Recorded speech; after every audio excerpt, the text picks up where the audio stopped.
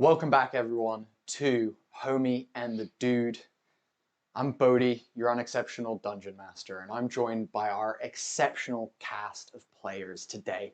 We have Tracy, the mum of Homie and the Dude, and absolute all-round team player, badass, helping in all the areas, playing Sister Devna. We've got Ben, the social media wizard, editing guru, and all-round backbone of What Homie was and the that? Dude. I don't know what that was. I don't know. What were you doing the dog? It's somewhere between like the punch wind-up, or it's like the guy at the club that's just doing this for 10 hours Raising straight. the Like, roof. It was exactly neither of those. Wasn't Yeah. It? And Ben is playing Master Tufan today. And then finally, we have over on the right, Tom, the father, and the other half of Homie and the Dude over there, playing Asayu Kizu, our resident Firebender. Guys, welcome back to Avatar Legends: The Last Breath. This is part 3 of our series. We're super excited to get into this one. Quickly before we do, I need to make a couple of shout outs. First of all, to our live producer, Becky, who is kicking butt, working very hard to bring you guys the best production that we can do. As well as that, I need to shout out the art team of Josh, Victor, and Alex. I also need to give a shout out to Reven, the lead moderator and one of our community leaders in our Discord server. We can't do what we do without you. Thank you, buddy, for doing what you do. We appreciate you infinitely. Have I forgotten anyone? I think that's it, isn't it? I think that's it. Pretty much. I mean, there's loads, but I mean... Oh, yeah, shout out to Tony, shout out to Mark, you know, there's a bunch of people. Shout out to Underground Oracle Publishing. But, cool. If everyone is sitting comfortably, Yep. then let's begin. Water, earth, fire, air. Long ago, the 4 nations lived together in harmony, and then everything changed when the Fire Nation attacked. Our party, the battered, mutilated sole survivors of the Northern Air Temple massacre, managed to break out of the rubble that had crushed their loved ones before fighting their way to the Sky Bison barn to narrowly escape on the back of Master Tufan's trusty Sky Bison, leaving all they loved behind them. They fled with one goal in mind: warn the Eastern Air Temple. Along their journey to the east, our party chose to momentarily stop at the legendary Earth Kingdom of Ba Sing Se to spread word of the violence and tragedy that had occurred at the Northern Air Temple. Once this information had been passed to the city guard, Sister Devna and Nuon Beifong insisted that the party must continue east to warn the last standing air temple of the imminent Fire Nation threat. At the Eastern Temple, our party were greeted with bright smiles that soon faded and morphed into fearful gazes upon hearing their warning. The Fire Nation are coming, and they're coming to kill us all. Moments after their arrival, a heavily wounded Airbender and Bison crash-landed on another part of the temple. It was the esteemed High Elder of the Southern Air Temple, Monk Gyatso. Having barely escaped the Fire Nation attacks himself, he came bearing news. Some very bad, and some with just a glimmer of hope. The Avatar had fled Gyatso's temple before the attacks, and he may still be alive. So, we rejoin our party of players in the sealed room known as the Sanctuary in the Eastern Temple, sat around a round table our party have just found out from Monk Gyatso that Avatar Aang may still be alive, and that if anyone could stop the Fire Nation army, that it would be him. We currently have sat at the table Sister Devna, Master Tufong, Nuam Beifong, and High Elder Leo, with Sister Is just sat off to the side as well. And then you have Asayo stood away from the table listening in. Over to you guys, as you've just heard this information. Master Tufan, now known as High Elder Tufan, since the tragedy that struck the Northern Air Temple, is going to start by sort of questioning Monk Gyatso a bit further on this. Yeah. What's he going to ask? You say he fled in fear from hearing about this news of being the Avatar. Where do you think he might have gone? We didn't see him leave as such, so we're not entirely sure. Though we know he traveled the southern waters. All we can hope is that Appa, his bison, is protecting him and that he's safe. That's the thing. I think, unknowingly, he may have saved himself. And if he hadn't done this, he would probably not be alive right now. Well, it is my believing that the Fire Nation are hunting the Avatar. I think they realized that he was a young boy. And they knew that he would be an Airbender after Roku's death. So my assumption is that they came after us, but I just pray, and I have been praying since I left my temple, that Aang is safe and that soon he finds his way back to us. Were any other survivors at the temple, or is the southern temple no more? You see him look to High Elder Leo with like a look of just shame on his face, as he then looks back down. The temple is partially destroyed. As far as I know, myself and Aang are the only survivors. I'm so sorry. Asayu steps forward, still not sitting, and says, "They will not stop. They won't stop until either they destroy everyone or they are destroyed. I know this." I turn to Asayu and I say, Asayu, take a seat at the table. You are worthy to be here as the rest of us. Sit at this spare seat next to me. See I look Sister to Leo, Sister Leo.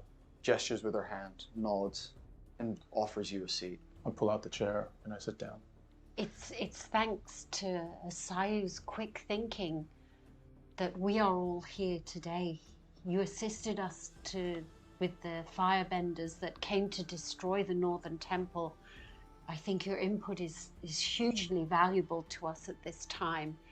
But it feels like if they've destroyed the Northern Temple and we didn't have any of the guests come from the west and the south to the wedding, surely we are next.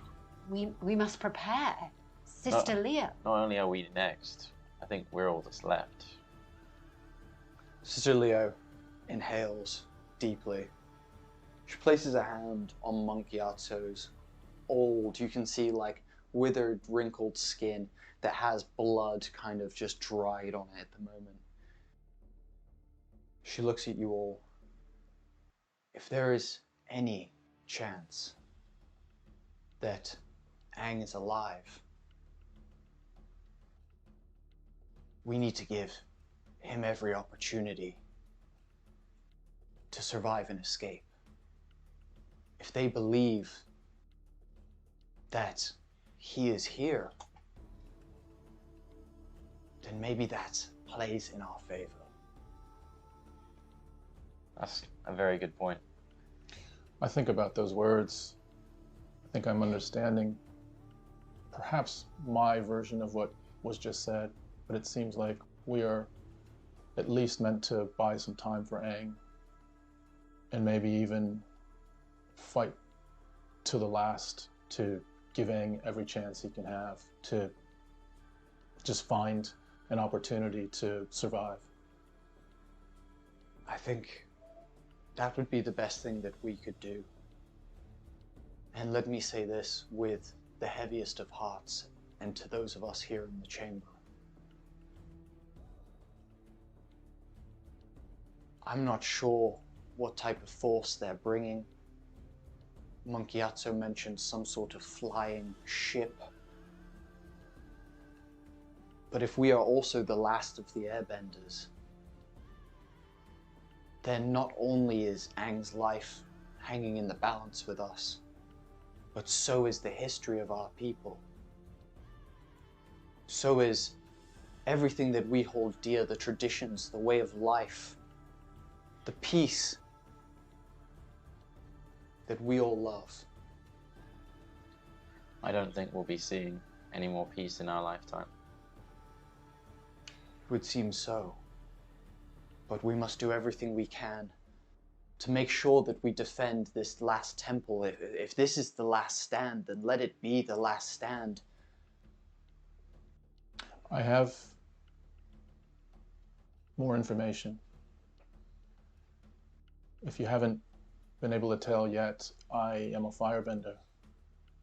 But not just a Firebender that was raised with Airbenders. I am the son of General Zarek Kizu. General Kizu is the leader of this attack. I know him. He's my father. And although I left when I was young, I know what he's capable of. And I have seen what he did to us in the Eastern Temple, and I believe he will do the same. It is his tendency to strike first and strike hardest. That is his strategy. That is what he's instilled in me. And that is what I believe he will do. He will not hesitate. He will come over whatever horizon we see them, and he will attack. That is his nature.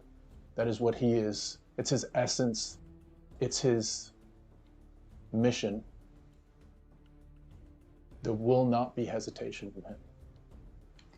As you say this, Nuon now sat next to you where you kind of slotted into the table, just places a hand on your shoulder, as if to not only say, like, we get this is really hard for you, and like understanding that, but also to be some sort of a symbol of reconciliation from what happened on the journey here.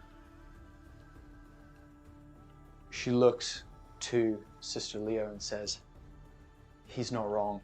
What they did at the Northern Temple was just terrible, and we lost everyone. But I think, you know, if we band together, we might have a chance. I think, you know, you're all incredible. You know, just the people at this table alone are the greatest Airbenders. I feel like we could have a chance. Sister Leo looks around and goes, we as Airbenders have not done battle for millennia.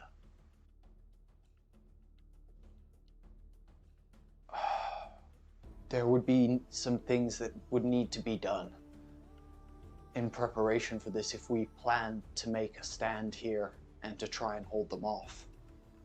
I think it would take the whole temple for us to defend it. I mean, we will have to summon young children, elders, and it feels like we will need everybody to have their place to make this happen. She's right. Hi, Sister Leo. Their army is massive. We saw them when we flew over here, and they have walking creatures that we have never seen.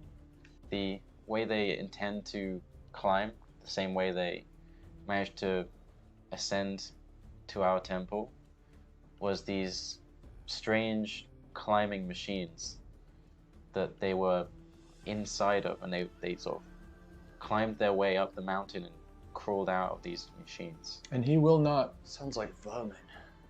He won't stop unless he feels vulnerable. He won't stop unless he feels there is a chance he will lose. It's the only way. And even then, I doubt he'll stop unless we can take my father out. And I wish to do this in honor of my mother, who lost her life at the Northern Temple.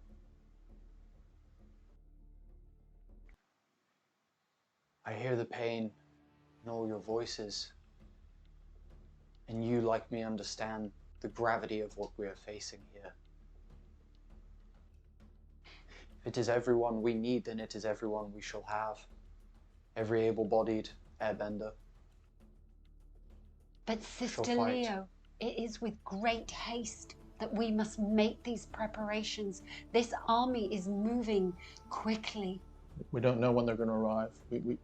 We know that we escaped those at the Eastern Temple, but we don't know what other regiments are coming this way or whether they were ahead of that regiment. What we do know is we flew with post haste to get here to warn you. Other than that, I would expect that an attack is imminent. It could be any time. It could be over the horizon right now. Okay, in that case, let me think. Sister Devna, Yes. you remember the basement? Yes. Okay, I believe that there is some arms in there. I believe that there is some armor and stuff that was used by airbenders a very long time ago Okay. that we could possibly give to the people. I will put a call out.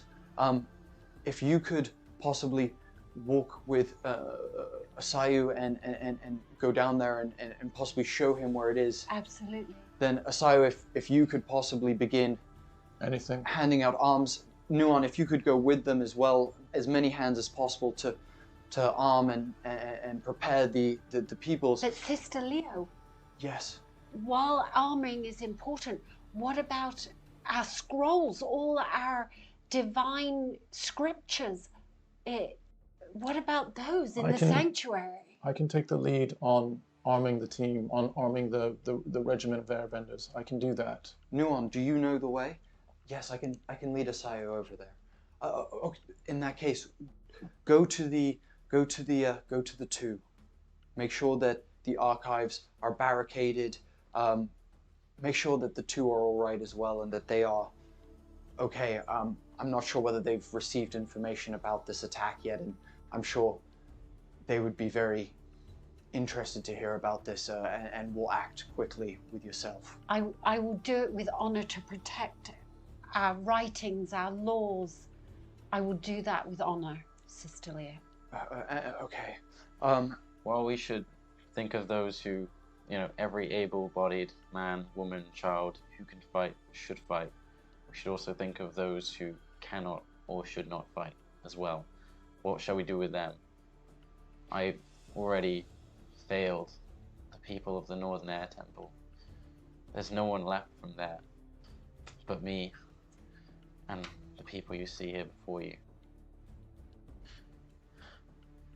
Let me free the Sky Bison. Let me send them away from all this. They don't deserve to be put in the middle of a war. She looks at Monkey Gyatso. Monkey Gyatso nods. She looks back and goes, I think that would be a very noble thing to do, Master Tufan, and you did not fail anyone, because when we make our stand here today, we will be breathing life into all of those people that we have lost.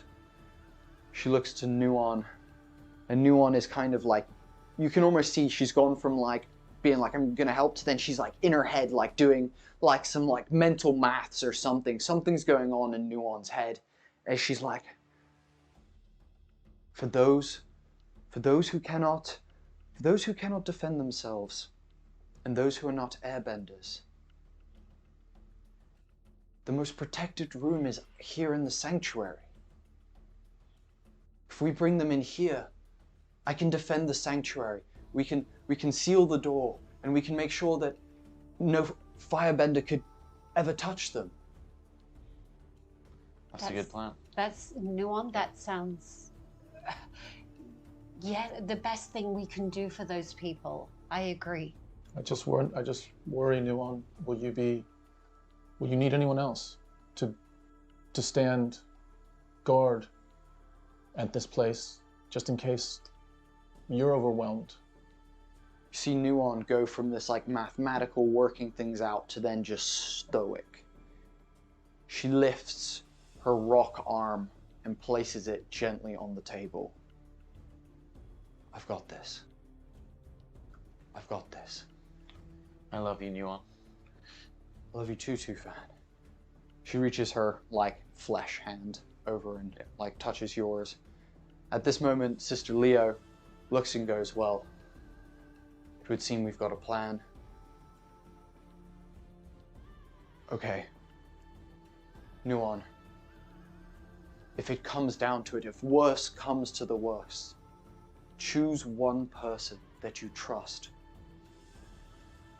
She steps up from the table and walks over to the large statue of one of the past avatars that sits above you guys, kind of looking down upon the sanctuary table. And she walks over to it and slides a rock to reveal a like tube, basically. She quickly airbends some air through the tube, and you hear as between the crossed feet of the avatar separates a small doorway with stairs descending out of the temple. If worse comes to the worst, they can escape through this door, down the mountain, off to the island. The path leads to the beaches where they can find ships to take them to the Earth Kingdom. As a worst case scenario, if we fail, tell someone. Tell them to lead those who can away from here and to spread word of what the Fire Nation did. See Nuon clench her rock fist and release Tufan's hand. I shall do so. She stands up from the table. I'm going to start gathering people and those who cannot fight and bringing them here. Can you just lead me to the armory, Nuon, as we go? And I don't need you to take me down there. Just lead me in the direction and I'll find it. Okay. When you leave here, take a left, take a right, and then go down the stairs. When you go down there, you'll see two doorways. Choose the one on your right. Okay. It's there. You'll find your way from there. It's just one path. It's super Okay. easy. Leo stands up and she goes, Monkey Gyatso, would you maybe like to go clean yourself off and then meet Asayu downstairs for some arms? Looks at her and goes, yeah, I'll do that and just take a moment. It would be my great honor, Monkey Gyatso. Mine too, Asayu. He bows and stands up and goes to leave the sanctuary. The sanctuary door opens back up. This giant stone door opens back up and he walks out. Nuon walks out after him and begins shouting, right, anyone who is not an airbender, please collect your most valuable possessions and make your way to the sanctuary. See Sister Leo walk over to tubing that leads up to the wall, up the wall and like out through the doorway basically. And she blows a through the tubing. It echoes throughout the halls. Suddenly, the peacefulness of this temple is filled with the steps of footsteps and loud muttering and shouts as people begin rushing about the temple. It's left with just you three, sat in the sanctuary, as Leo steps out and goes, I'm going to go to my quarters and grab my daughters and prepare them. Thank you, I'll see you in Sister. a little bit. Hired Leo. We'll make it to our stations as quick as possible. I guess I need to go, but I just want to say, be careful. if need be, fight well, and I will see you. I will see you. Well, I think we should gather with everybody at the walls so that we can then have a plan, a final plan, and if we all meet. Okay. Okay. Yes? Yeah, I will do my part as quick as possible. I shall too. All right. Fetch me a glider staff. I have the feeling we're going to need it. You were always good with a glider staff, weren't you? Yeah. I will do, higher the true fan. So, are you okay? I know that my father's coming, and that means a lot of things. Sometimes it's important to put your own feelings aside. And there are bigger considerations right now. I'll deal with my feelings when it's time to deal with them. Okay. But for now, I'm okay. Okay. I must go and protect our scriptures. Okay. I shall meet you back later. Okay. Learn what you can and save what you can. Be I safe. shall do. I shall do. I shall return. And as I step away, there is haste in my step, but I take one small side step to Nuon. And I just put my arms around her and I hug her while she's there, and I lean in and say, I'm so proud to be your sister. And I love you. She like unexpectedly, as she's like been shouting and trying to gather people, turns and like hugs you as well and is like, be safe. Save your people's work. Save our people's work. I will do everything I can, Nuon, and I shall meet you back. I must make haste now. I'll see you in a bit, T. Yeah. Be careful. Yeah. Yeah, good luck out there. All right, you too. As Tufan walks past, she grabs Tufan by the head and places her head against yours, closes her eyes, and just says, together, releases you, nods. I give a sort of like almost like a brother-in-law look to Nuon, and I say, you take care of yourself as well, Nuon. I'll see you. She nods. And I back away and turn and I bolt out the door. Awesome. Tufan, you're left in front of Nuon. Yeah, I stay a bit longer with Nuon, and I take both her hands in mine and say, no matter what happens, Woshini-de. Woshini-de. She releases, turns, runs, and just starts screaming like, everyone gather your things! Only the valuables! Make your way to the sanctuary! She's like helping people. You see her like grab something off of someone and start helping people. Tufan, as you rush off and make your way down some steps, and out through the temple, you kind of are bumping into people that are rushing past you. You can hear the horns blaring that Sister Leo blew, and you're just kind of like in this fugue state of like, just get there kind of thing. And you're like bumping into people. And as you arrive at the barn, you can see the Bison Master, who is someone who you actually met a long time ago when you were being given your bison. You know him all right, but not super well. And you can see that the bison are kind of like unrested. And you can see like within this barn alone, there's probably like 60 or 70 bison. Like there's a lot of bison in here. There's babies, there's adults, you know, there's mixed of, you know, adolescent bisons. There's a bunch of bisons in here. One, of course, is Briefus, yours. Yeah. And I guess the first thing is, am I able to sort of motor my way through and actually see which one is Briefus at the moment? Of course. So as you run in, the like Bison Master is like, Master Tufan, I'm sure you've heard the horns. Are you coming to collect? Are they coming to collect bisons ready for battle? No. These bison, they don't deserve what's coming. The Firebenders, they want to capture them, kill them, experiment on them. And these bison don't deserve that.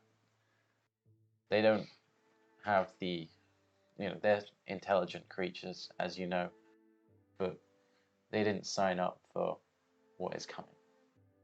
The right thing to do is to let them go and live and be free right now. You see him like exhale sharply and go, I agree.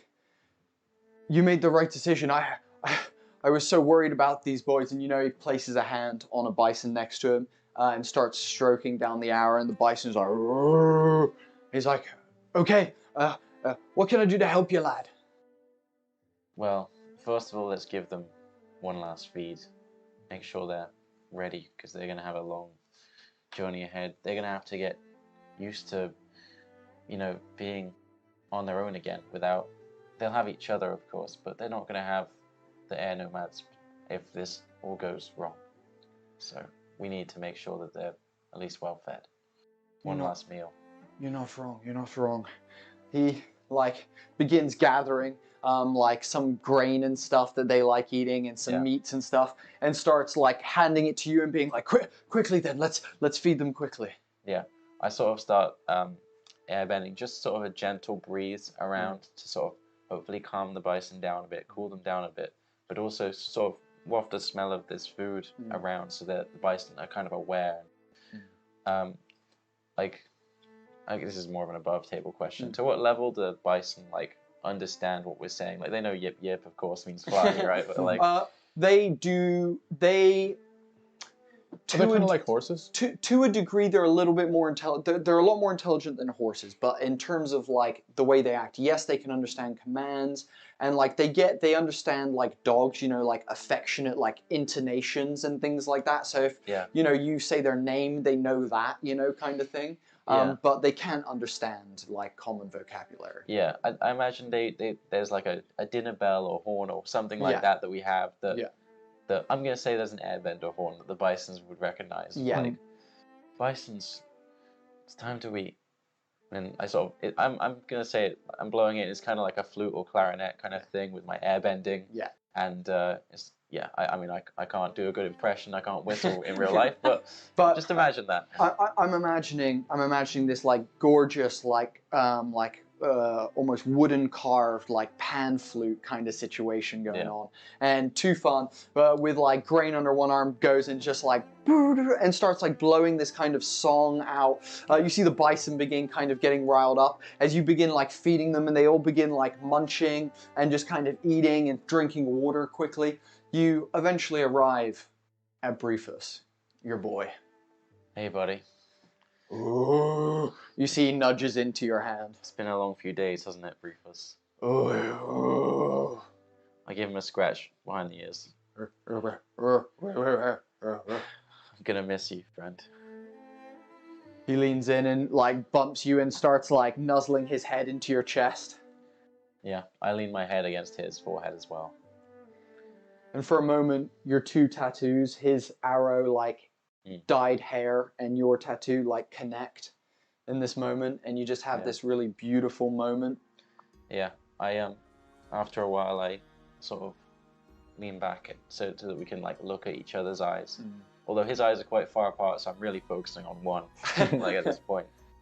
And I just say, listen,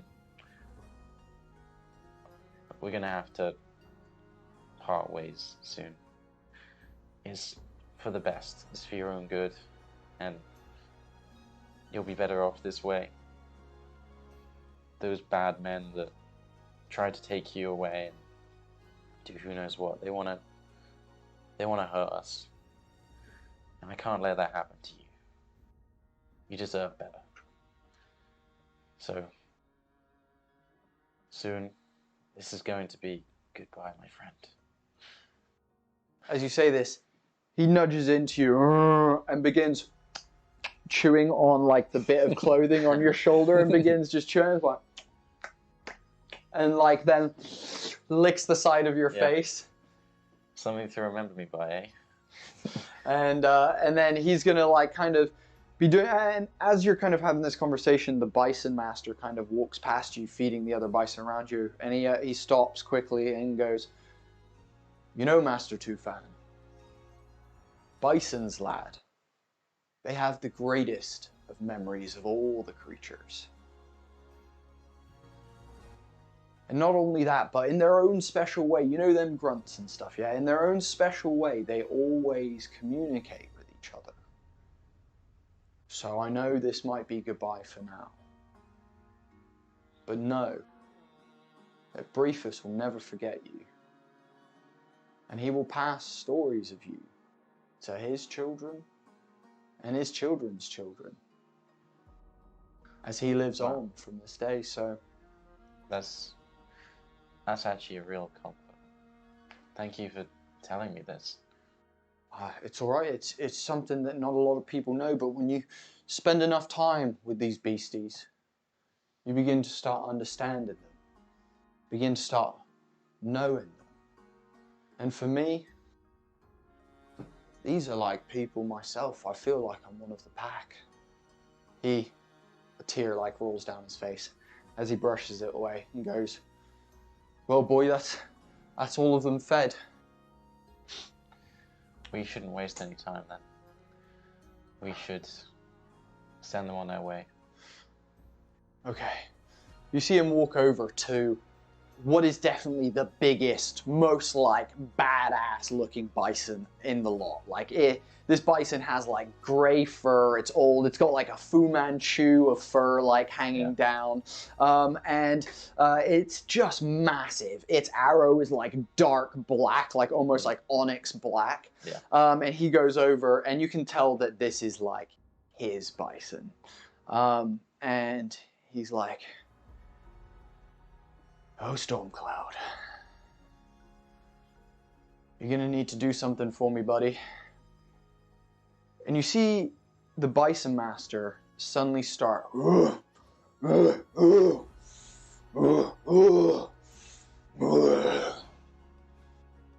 see his bison look at you, look down the line at all the other bison, and then look back at his master.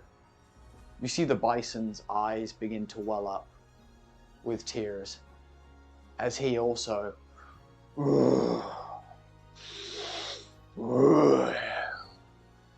the bison master steps back, leading him by his lead, opens the massive doors to this barn that are about 3 stories tall,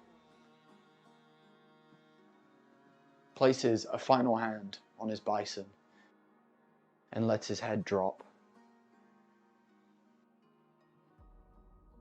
Yip yip.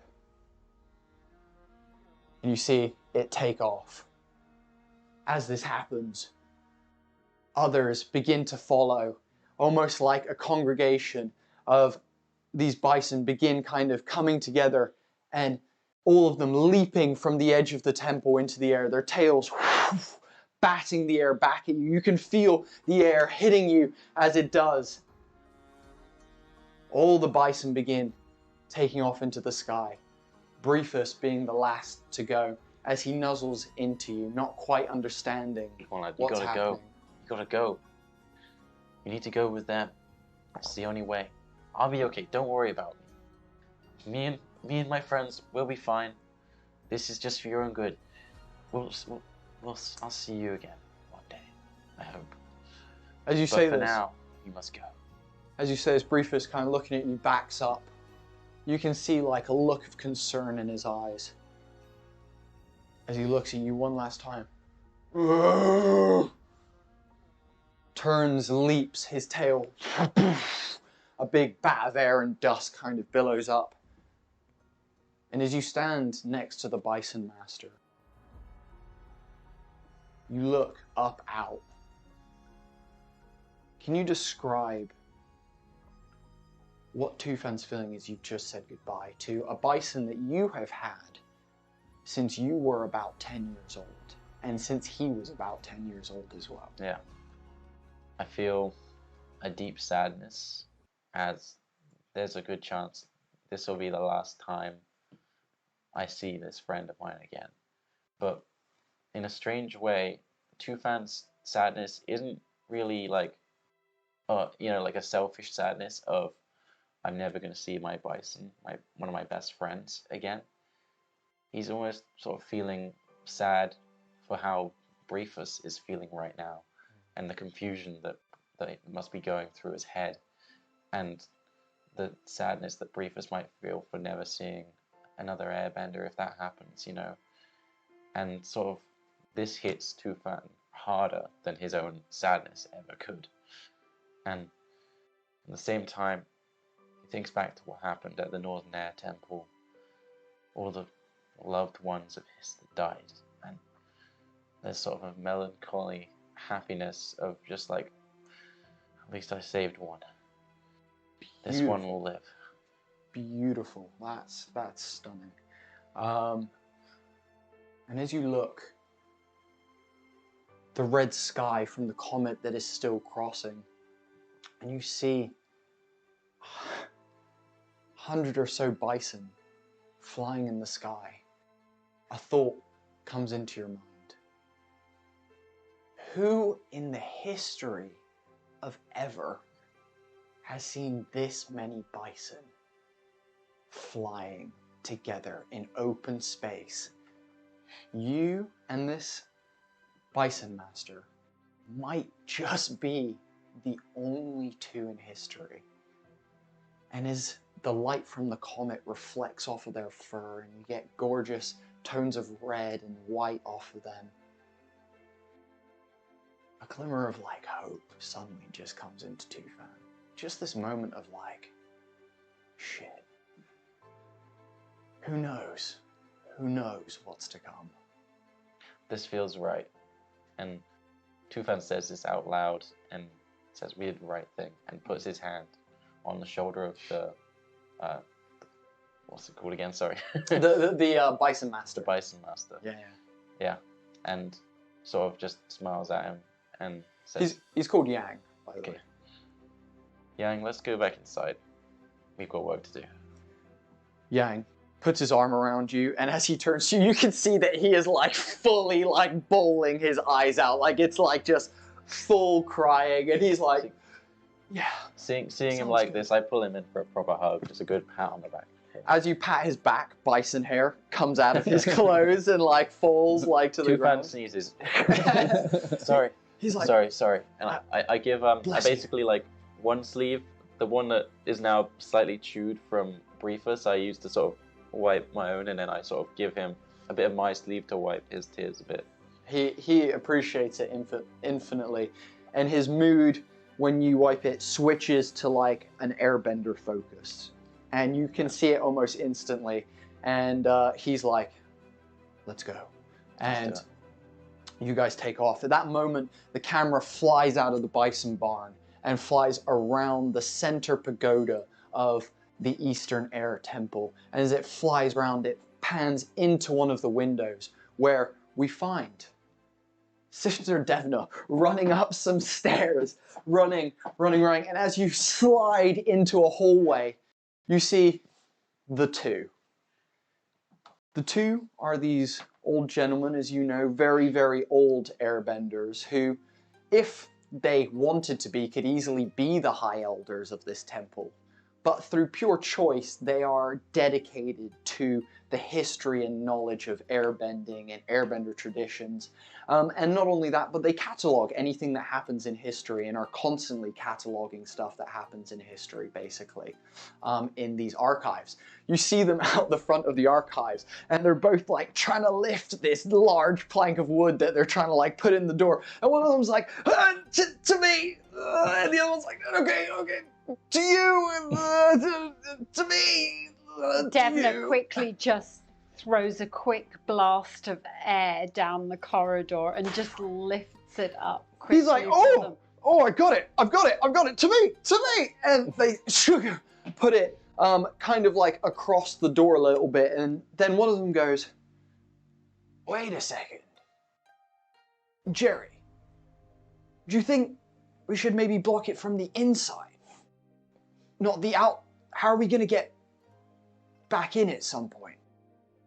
The other one goes, God damn it, Tim, you're right. Shit, let's try and get this back down. And they begin lifting it again. And Devna sort of like raises an eyebrow and thinks, okay, I thought they were going to barricade it from the outside. I quickly lift it off and flip it to the side. As Jerry, you do this, they both turn. Tim, what are you doing? Why are you barricading the door? We heard the the call of battle, and so Absolutely. we thought we should protect the archives. 100%. Come on, let me come inside with you. We need to move some bookcases around. It is vital. Let me tell you quickly about what I've seen at the Northern Temple. The Firebenders have gone in there and trying to burn everything. We must try and save all our scriptures, the scrolls, and if we can move some of these bookcases, maybe push them together so they are face to face and protected a bit more, I think this will be a way for us to at least save some of the legend that we have and the work that the two of you been doing, categorizing everything and noting everything of worth that we have been happening for years and years. Please come, let's go inside. You see, they kind of like both turn around and like begin like hobbling in after you, and Jerry's like, okay, Stand aside, let me handle this. And I start sort of like doing like shifts of, and I'm moving things, and I'm like, Jerry, Tim, be careful, take a step back there from that bookshelf. Beautiful, yeah. And you're passing around, and you can see like even though like they're old, they're like managing to like move like smaller like cases with their airbending and stuff like that. And as you guys block off like all the windows in the archive, the light kind of comes now down to just the torchlight that is inside, like the fire that is crackling. And for the first time since the Northern Temple, you're kind of surrounded by this like crackling firelight, Sister Devna, and one of them looks at the other one and is like, Jerry, what's that in your cloak? And Jerry kind of opens it. He's like, oh, he pulls out a tome and he's like, just I wanted to keep my favorite one. This was that time we wrote about, you know, that party that happened, and I just wanted to keep this one, just in case we all died and everything burned and I happened to escape. Why are you talking about this? Surely the most important one is the tome on levitation. We have to say that. It's the one thing I've not attained, and when this is over, I need to come back here, Jerry, and find that tome. So we have to put it in a safe place. Please, can you pull that tome for me and put it in a safe space? You see Tim look at you and go, Sister Devna, there's no tome for how to levitate? That's... Surely there must be. It must be something you learned. No, we heard about Guru Langhima, and there's rumors as to how it's done, but there's no actual clear evidence on how it's done. Look, I've not heard these rumors. What are these rumors you speak of? It was passed down and said that Guru Langhima was able to levitate because he cut all of his earthly tethers, both to this world and the spirit world. And thus, he was able to be lighter than air itself. That's something I'd never thought of before, that by releasing all that energy and emotion and you levitate? Apparently, that's what they said. You see Terry go, look, I've read all the books. I'm not sure he actually levitated. I'm not 100% sure. Absolutely, 100%. Let me tell you, I believe, and you know what? There was a statue at the Northern Temple, and it was levitating. It's everything that I've been training for. But I have had all these earthly tethers. I had family. I have much of my family are gone. I don't know if you know, but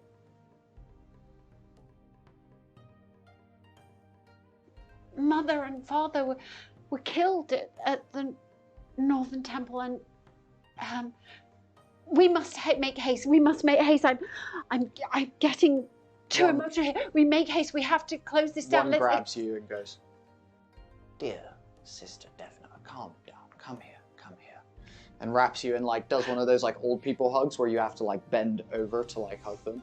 And it's like, at that moment, I let him take my weight because it feels like it's someone I can offload to that I'm not giving an extra burden to.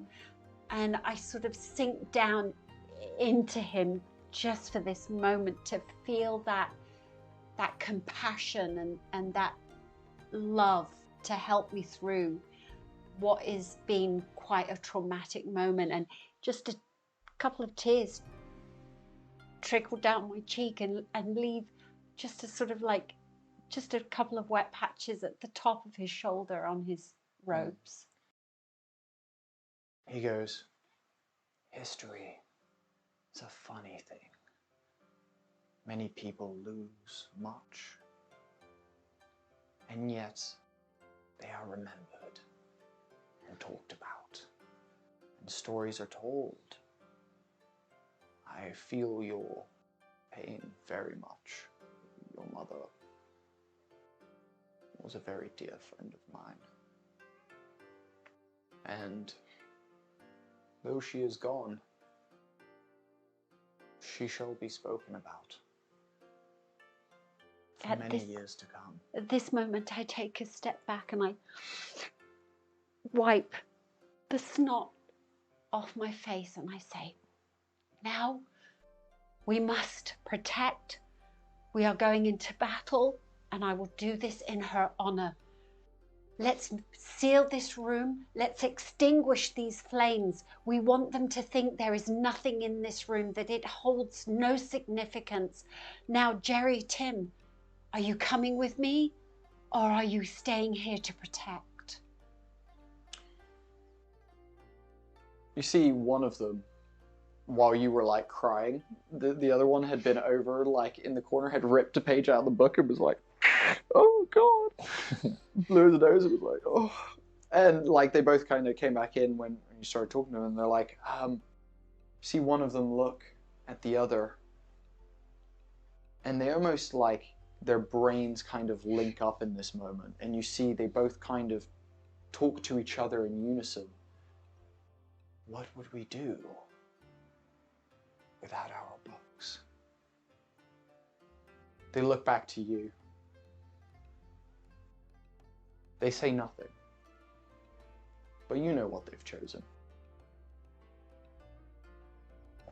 I will return to open the doors and see you and sit with you and read our scriptures after this is over.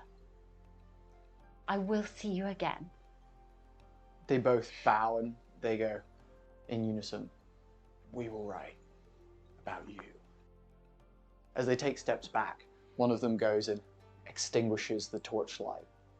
And as you step out and you begin airbending one of the bookcases in front of the door, you see the other one's face in the doorway, still half lit with light from the other torch on the other side, as the other one goes over. And as he puts it out, you put the bookcase in front of them, lift a couple of large pieces of wood and things to cover up the outside of the door. You begin piling up furniture that's in the hallway and anything you can to just block this doorway. But while I'm doing that, I don't want it to look like just a random. I make it almost look like this furniture is meant to be there to make it seem like there isn't a doorway there, that these pieces are just on the wall to cover the doorway. And I sort of take some spit in my hand and pick up some dirt, and because I see a slight just flicker of some of light coming through from there, and I just touch it into that space there so that you cannot see any light or anything from the other room coming through. And I just say, "Peace be with you." And I take a step and I turn. Amazing. As you step away, you hear from inside laughing, just happiness almost from inside. As you run away, back down the stairs and head back down. And as we see Sister Devna run down the stairs and disappear down the stairwell, the camera pans back out one of the windows, flies back out, round the building, and then back in the front door of the main pagoda, the central pagoda of the Eastern Temple. It then flies round a couple of hallways and dodges in amongst people that are rushing past the camera. And you can see that there's a child dropping something as a mother picks him up. It's like, we don't have time, and continues running, and the child leaves their small toy on the ground. As you see the camera pan through, take a left and a right, and then go down this hallway through a door, and then through this kind of winding hall into the basement.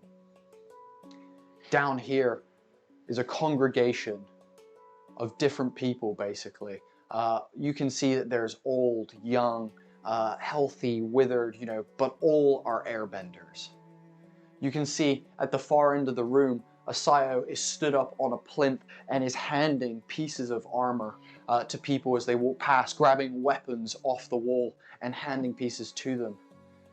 This basement room is basically solid stone all the way around. It's pretty dark in here, minus a few lanterns that are lit.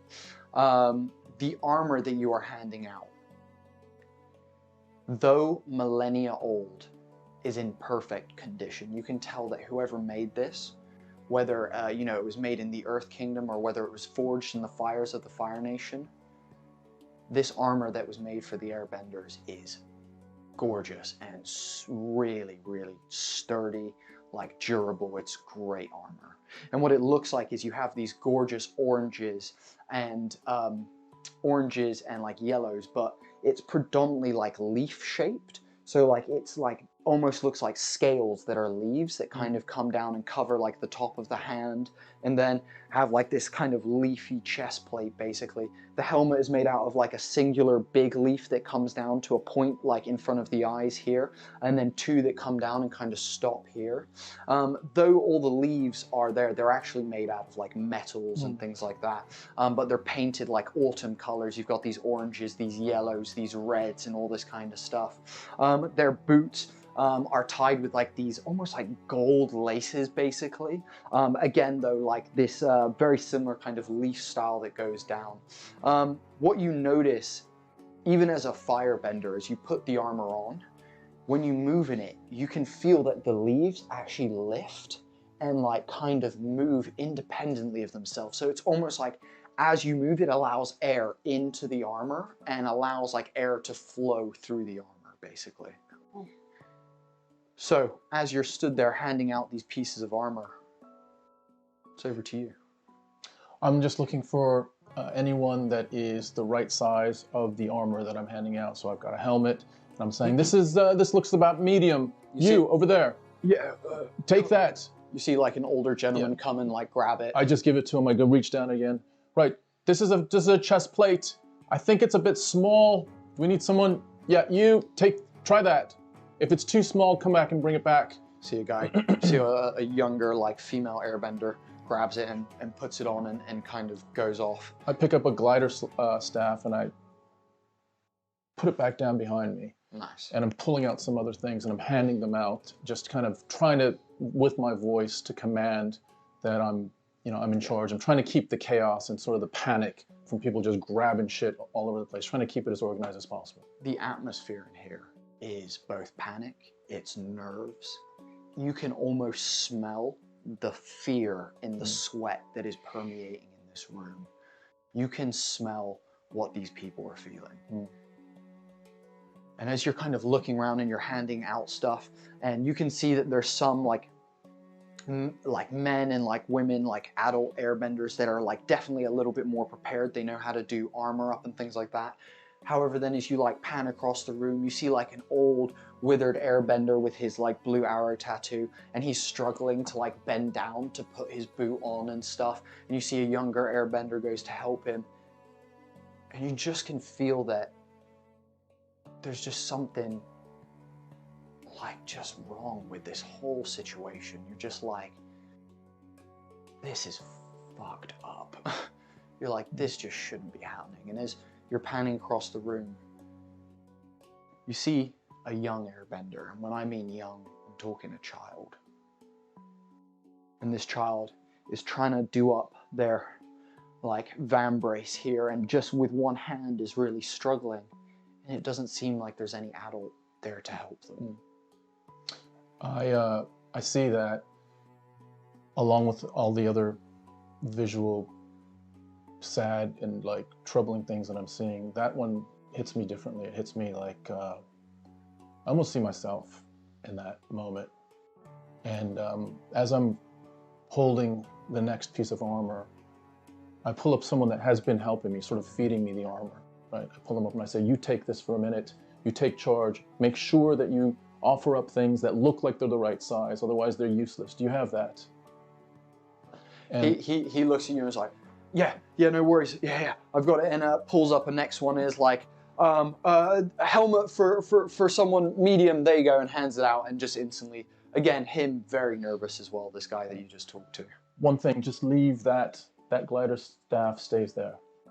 Okay? I'll be right back. I'll make sure. I'll make sure it stays. I jump down off the platform. I make my way, sort of shuffling through everyone. As you're pushing through, you placing your hands on like leaf armor and backs, and you like touch someone's back, and you can feel like the sweat like through their clothing. You can feel just that like nervous, cold sweat. And as I pass, I'm saying, you know, that looks like it fits well. Nicely done. Tie up that shoe a little bit tighter as I'm walking through. I see him sort of in the corner there. Still offering instruction to people as I come through, and come up to him and just stand there for a moment. As you do, your mind flickers back as the camera becomes misty for a second with smoky fire, and it clears. And it's in your head, and it's you as a child, stood in your father's dojo with Fire Nation armor laid out in front of you. Your dad stood there with the stick that he would always use as both a commanding tool and an abuse weapon. Slam it on the ground as you then quickly begin scurrying, trying to put the armor on as fast as you freaking can, because you don't want to get hit by Dad again, and you don't want to let him down. And you're tying up the van brace, and you can't get it, and you're just like, shit, fuck. And at that point, he raises the stick, and the smoke comes back in. And you're looking again at the kid struggling to pull on his van brace. And I just touch him on the shoulder, and I say, boy, what is your name? You see him look up. I'm Nihon, sir. Nihon. Yeah. Can you help me with this? I'm struggling a little bit. Of course I can, but Nihon, that's a strong name. Thanks. I'm named after my dad, actually. He passed away when I was younger, but I was told he was a great man. And I start like helping him with his van brace. Let me slip on the other one. Let's tie that one. No, let's tie it. Pull it up a little bit more. There you go. Now bend your elbow. Do you see how that fits in there nicely? Yeah. Oh, I see. Yeah, okay. I see what you're doing. Yeah. Nihon, your father was a great man. I sense that you're going to be a great man, and it will start today. I've never been in battle. I've never heard of an airbender even being in battle. I've only just started airbending.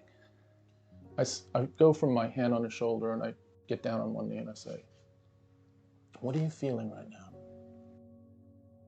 I'm scared. I don't want to die. I'm scared too. And neither do I. I think in these moments, we have to draw on other types of power. And for me, I think of those that I love. I think of actually the one that I love most. Who's the one that you love most? You see him look down, and you see him reach into his pocket, and then like pull out his hand, and he is just gripping for dear life onto an Airbender amulet, similar to the one that you saw when you were fleeing the Northern Air Temple on the ground. He's like, I guess my dad? I can just about remember his face and his voice. But I'd do anything to make him proud. Nihon, your dad is already proud. You've done that already. This is about you stepping into this moment. And what I would say is, in my fear, I think about my mother. And I think about whatever happens today, I will fight until I can see her again. And I will see her again. And I ask of you to fight with all of your being. And if that fear arises, you think of your dad. And you think of how proud he is of you. And Nihon the Strong will be a brave man today. You see him wipe a tear from his face as he goes, clicks his heels together, bows to you, goes, thank you, Master Asayo. I appreciate that. And you see him go, I'm gonna help some other people like you showed me. You help some other people, Nihon, and I will see you at the end of the day. And we'll talk about the tales and the adventures that we have seen. And we'll smile. I look forward to it. And maybe you can tell me a bit more about your mother. I'd love to know about your dad. Sounds like a fine man. You see him turn around and go, there's like a woman, a female airbender, a couple people away who's struggling with like the same thing he was. And he's like, hey, I know how to fix that, with like a newfound confidence in his voice and like a newfound like energy and happiness. As you're kind of doing this scene, I imagine Sister Devna has made her way into the armory and has gotten armor on. I imagine during this time as well, Master Tufan has as well, but because of the chaos, you probably didn't see each other in the crowd. And suddenly, as you turn around to like go back to your post, a horn blares. It sounds throughout the whole temple. You can hear it just echoing. It's a sound none of you have ever heard, though you have heard many calls in the Northern Temple to, you know, prayer, to meditation, to lesson, you know, to many different things, to ceremony. Same for you in the Eastern Temple. And you've never heard this one before. An older man's ears perk up. He looks back. It's the same one that was struggling to do up his boot. And goes, they're here. Suddenly you hear like gasps and like, oh no, like kind of ring out throughout the crowd among you guys. Over to you. I think Master Tufan in this moment, although panicking a bit himself, knows that people need to sort of, he needs to somehow quash this panic and get people like organized. Yeah. So yeah, Master Tufan is basically gonna shout, all right, everybody line up. We're gonna march out of this room. Double file. I don't know. There's another word for single file. I don't know, like two. You know, line, Yeah. like, 2 lines. In Paris. Two abreast. Two abreast. Two abreast. Thank you, Devna. you see Tufan stands up and starts doing this, and then Sister Devna just pops up two abreast. Devna, can you lead them out to the wall? Absolutely, I shall. Come with me, follow me. Asayu, can you make sure that you take the rear and then come to the front to join us at the rear, but to gather all the people, the loose ones, stragglers behind. I will do. And any bits of last armory, just in case there's people out there who haven't completed, and any weapons that may be there. I'll help Asayo with that. Okay, and I marched. Devna. Follow me. Devna. Be strong. I shall do. I shall do. I will. I shall do this for our families, for your mother, for your mother and father. Your family will be proud. Thank you. I appreciate that too, Fan. I promise you, you will see no one again. We shall succeed. We will. And with false confidence and bravado, I say, now follow! You see, if anything, Airbenders know, they know how to follow orders really well and get into line and follow tradition and a strict path. So they all line up, and as you walk up the stairs, you hear in unison as the feet of the Airbenders land in unison as they walk up the stairs. As you guys are last in the room and are kind of the last behind, can you please quickly give me a observing like the area check, please? I can't remember exactly what it's called. It's We're both doing that? Yeah, go on then. It is called, what is it called? It's called Assess the Situation. That's what I was looking for. Thank you.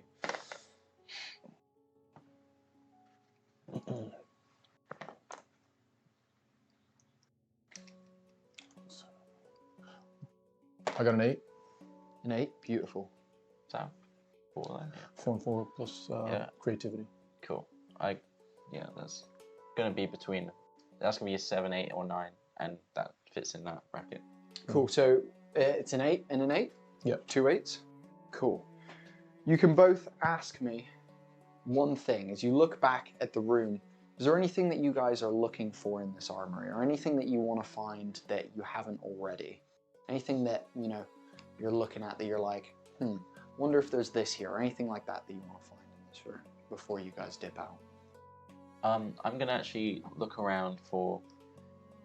This is kind of a bit of a stretch, but any kind of almost like a wind instrument that would be used to like direct air, like a funnel that could be used in combat in some way. Beautiful. And I'm actually looking for this to see if it could be used for a Sayo. Oh, interesting. Yeah, see if it could also work with fire as well. Okay. So, as you're looking around, you are gonna see. You're gonna see basically this kind of like tube, basically, that kind of almost looks like a saxophone kind of shape, except it comes more at a right angle and sticks out straight, but kind of comes at like that kind of angle. You're not entirely sure like how it would have been used, but the fact that it's in the armory and the fact that it's next to like, you know, the odd sword that is in here that, by the way, typically Airbenders aren't using weapons, so none of the other Airbenders took any swords. Those were all left out of like a pacifism thing, basically. And you pick it up, and you could for sure see that like, could a Sayo blow flames into there? Likely. Could those flames be magnified with some air flowing through there as well? Likely. Could you use it to amplify your air and the sound that you can create? Most likely. Okay. So yeah, seems like a good tool for you to have. So this could be used to amplify both of our bending. Together, maybe even. We could use this to dramatic effect more than we ever could alone. I hear you, and I think it's a good idea. But I also know that there's a good chance we're going to be separated. Yeah. And I hand what I've been holding off. So I've been holding the glider staff and like the burliest chest armor I could find. Yeah. Right? And I pull them both over and I say, as you requested. Thank you very much. And put this on. How do you know my size? Tufan, as you put that on, you realize that Asayo's still wearing his Fire Nation gear and his, you know, his mix of Fire Nation and Airbenders, what he was wearing at the wedding, basically. Okay. And yeah, he's still wearing that. So, I think that you should wear Airbender armor as well. You know, I thought about it, and I have a feeling that armor's not going to help. Yeah? Yeah, I think that what I'd like to find will be in a place that armor cannot help. Okay. And I hope I don't care what he's wearing. But I know that what he's going to come at me with, armor will not help. Okay. But it will help you.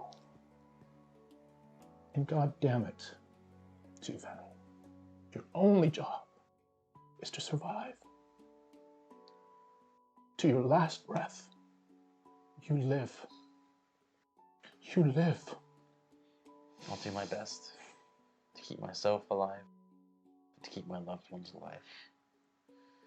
So, I can see the path you're going down. There's only one place to send. I don't know. I don't think I can stop you. You don't need to stop I wish me. I could. There's no need. This has to happen. It's like it was written. If I look back, it's like it was written, and it shall happen. But it does not change my indebtedness to you and your family and our friendship. And whatever happens,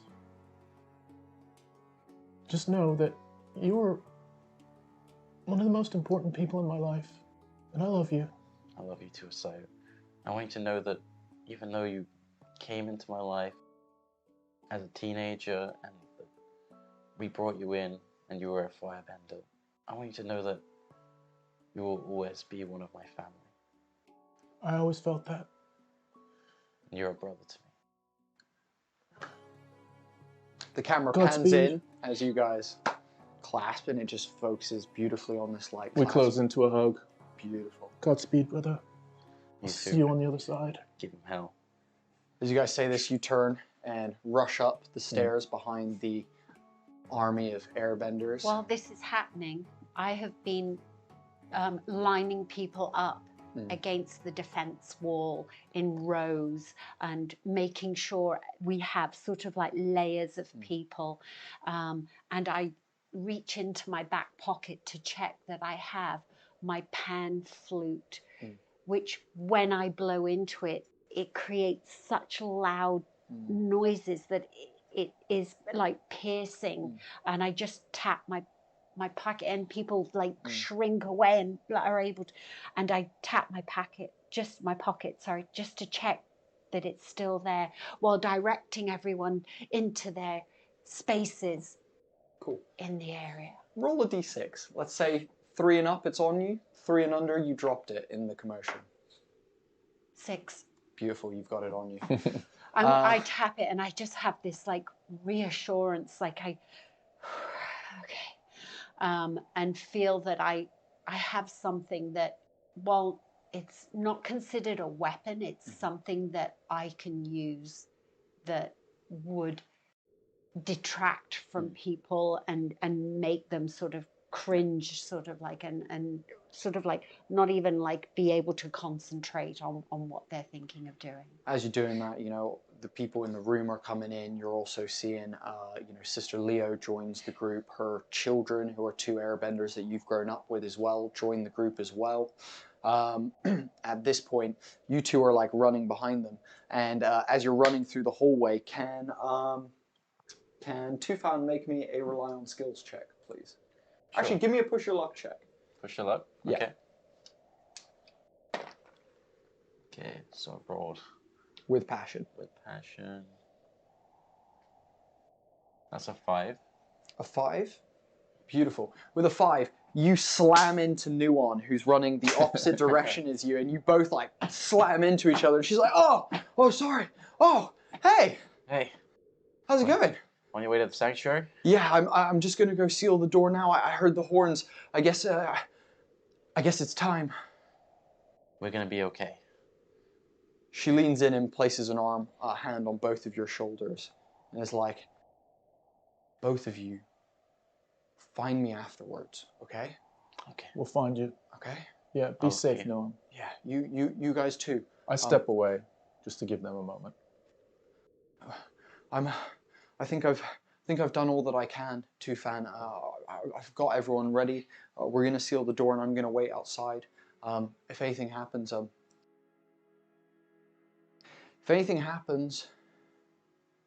just know that out of everything in my life, I've never loved anything as much as you.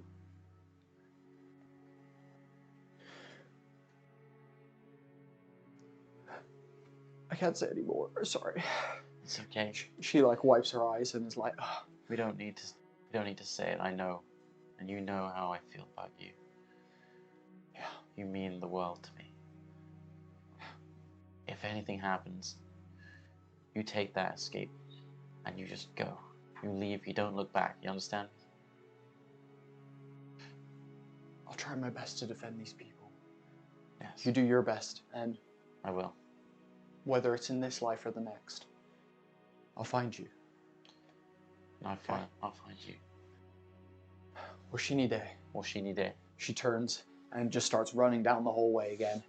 You guys turn, and you are the last two to kind of like file out and join this congregation of Airbenders. And as you guys, Able-bodied to the front, experience to the front, children to the back.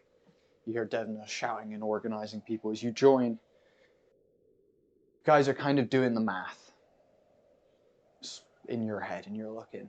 There's probably about 200 Airbenders here. And you know the size of the army that you guys saw. You know what you dealt with at the Northern Temple. It's not looking good, guys. And as you join the ranks and join the lines, I'd like to quickly just know, what is Asayo thinking? I'm taking in the scene and just wondering why we got here. And I understand the odds, and I understand that my fate is probably heading towards death. And I'm extremely sad about that. But I also think about Tufan, Devna, Nuon, the other Airbenders, and the hope that that last Avatar is still alive somewhere. Beautiful. And I know that of everyone, I might hope against hope, in the weirdest and strangest way, be able to stop this by killing the person that I once loved and that brought me into this world, and I once sought out his pride, could never have it, and this is how it has to end. As you stand there and you look out at the red sky in front of you, you can see the island below you, below the temple, kind of cascading off, and then you see that small, narrow bit of sea between yourself and the Earth Kingdom. The Earth Kingdom just out of sight. The clouds floating across the sky red. And even you, Asayo, feel that wind against your skin. You feel that kind of airbender, kind of nature, which in this moment, whether it surprises you or not, is something that is appreciated. What's Master Tufan thinking as he stands in line with his airbender brothers and sisters and Asayo next to him? Master Tufan's thoughts start off similar to Asayo in that he thinks, how did we get here? And thinks back to the happy life he had. The family, the teachers, friends, meeting Nuon, the short few years they've spent together up to this point, preparing for marriage and what that would bring into his life and the happiness that was going to bring. Maybe, and he's thought of this point that it's all changed when the Fire Nation attacked, and the life he might have had none of that happened. The children that may have been, the families, the grandchildren, and sort of thinks that world doesn't exist anymore and might never exist.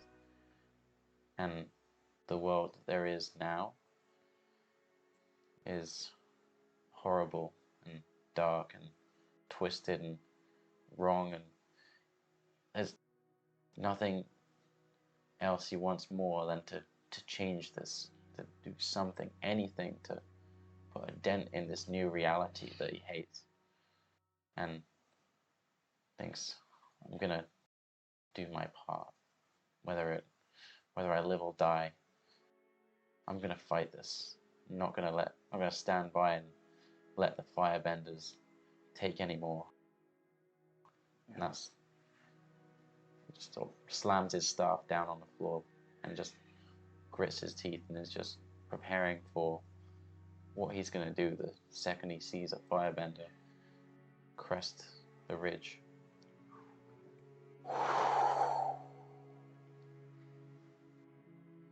At this moment, all that can be heard is the sound of the wind as it rushes around you.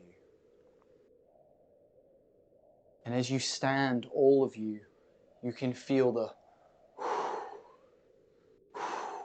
breathing of the person next to you. You can almost hear that as they breathe, the clinking of their armor, as their chest expands and folds. You can only hear this.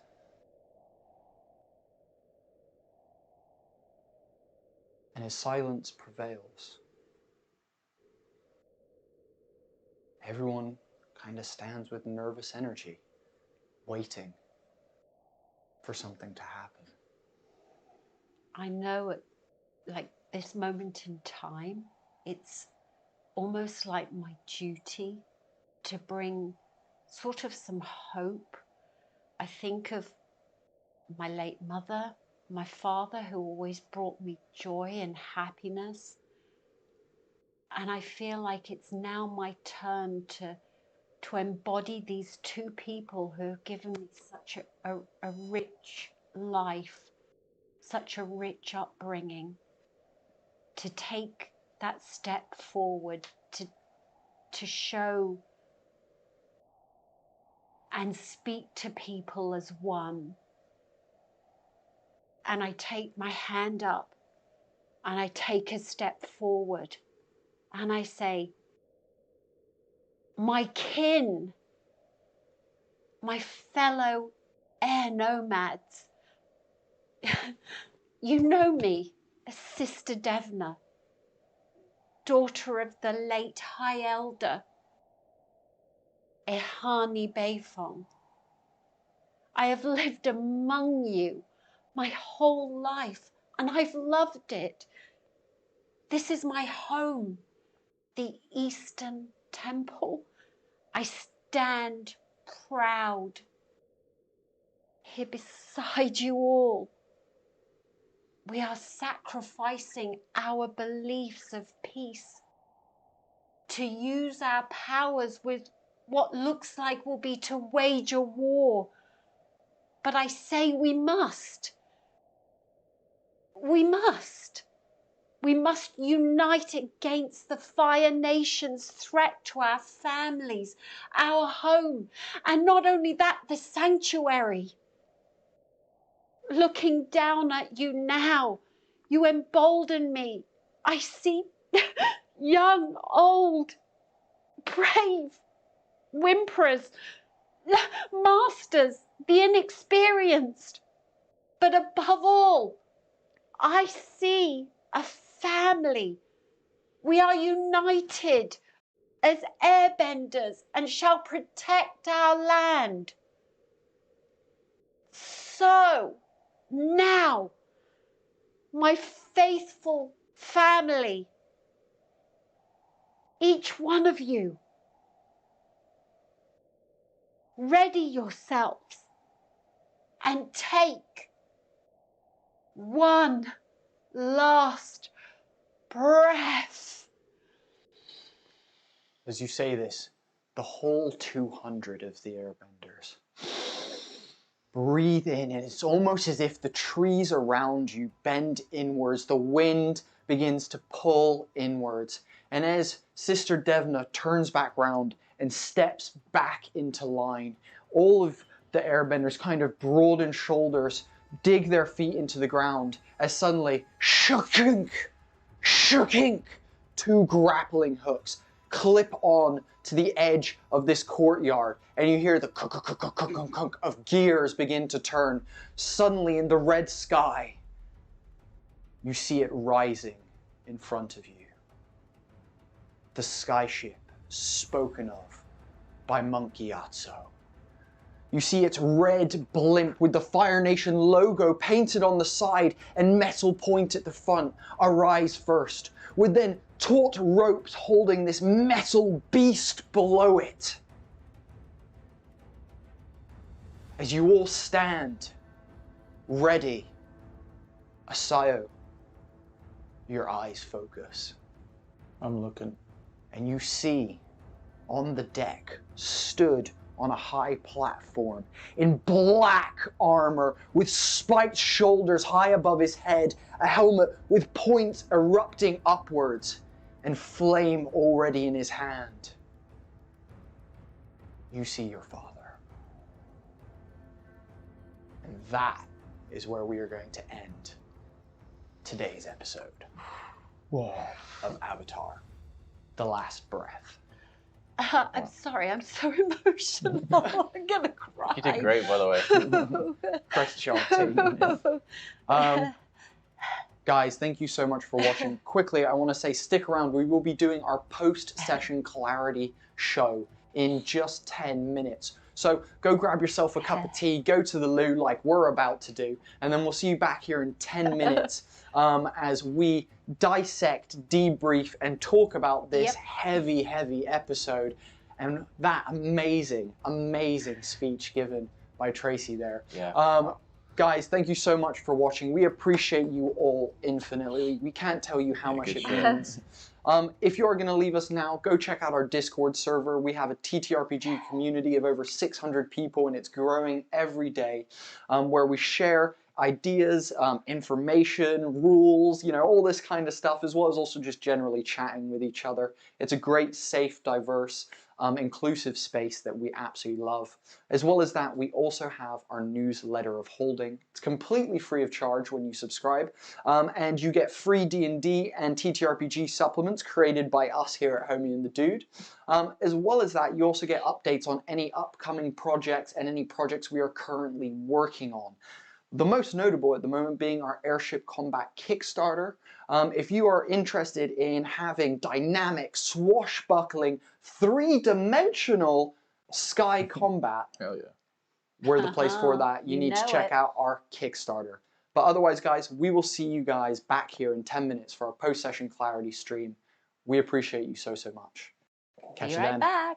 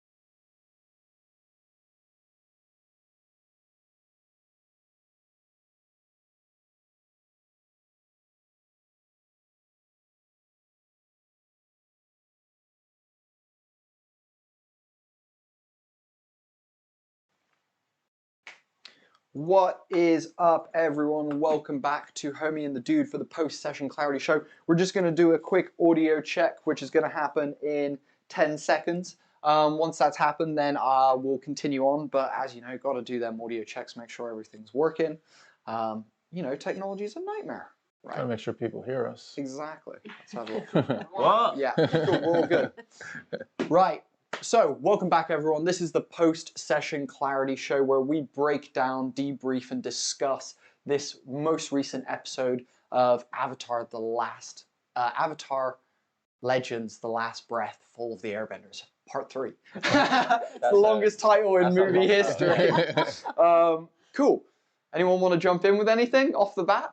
I finally stopped crying. What was it? Go on.